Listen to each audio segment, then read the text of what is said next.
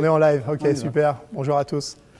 Alors, Marc Fournier, vous êtes investisseur. Qu'est-ce que vous venez chercher au CES?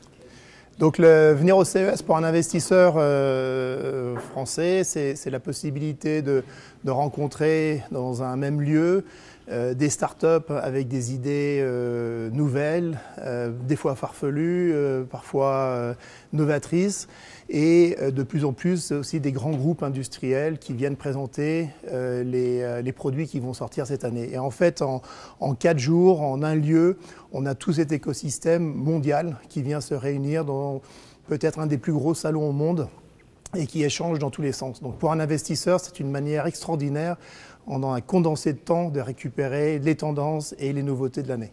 D'accord. Donc la French Tech se déplace depuis à peu près 4 ans à Las Vegas. Il y a une montée en puissance. Est-ce qu'on voit les résultats? Est-ce qu'il y a une évolution des résultats en fait? Clairement, la French Tech, donc moi ça fait plusieurs années que je viens sur le salon du CES. La French Tech a démarré ou s'est lancée il y a effectivement maintenant 4 ans avec une représentation plutôt limitée en nombre de participants il y a 4 ans. Et aujourd'hui, on est vraiment dans une situation où c'est devenu un événement incontournable de la technologie française d'être présent sur ce salon de Vegas.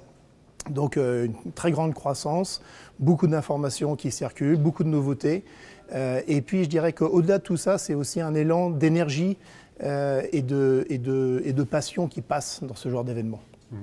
Parce que le CES, c'est un salon dont on ne peut pas se passer en fait, si on veut se développer, si on veut...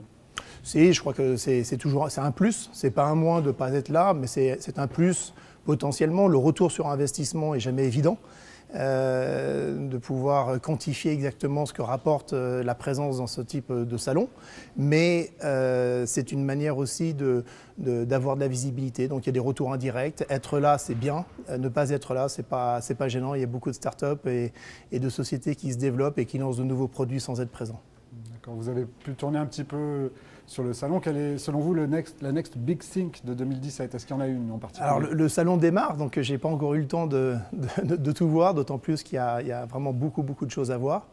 Maintenant qu'on a dit ça, je pense que 2017, ça va plus être une année de consolidation par rapport à des effets d'annonce qui ont eu lieu il y a quelques temps. On va avoir la consolidation et la mise en pratique de tout ce qui est big data, notamment, c'est un sujet qui est important pour nous. On va avoir aussi tout ce qui est domotique, on en parle beaucoup depuis de nombreuses années, mais le consommateur final n'a pas encore vu des applications concrètes rentrer chez lui. Donc on va pouvoir normalement en 2017 voir la consolidation de beaucoup d'effets d'annonce qui ont eu lieu il y a quelques temps et qui vont pouvoir être accessibles au consommateur final aujourd'hui. Très bien. Vous avez une chose une société ou une chose particulière que vous avez vue ou que vous allez voir aujourd'hui, si on peut le dire. Je n'ai pas de société en particulière, d'autant plus qu'il y en a beaucoup. Il y a beaucoup de belles choses, il y a beaucoup de belles technologies, il y a une énergie extrêmement positive et un dynamisme extraordinaire. Et c'est plus ça que je préfère retenir qu'un tel ou un tel dans un salon avec autant de monde.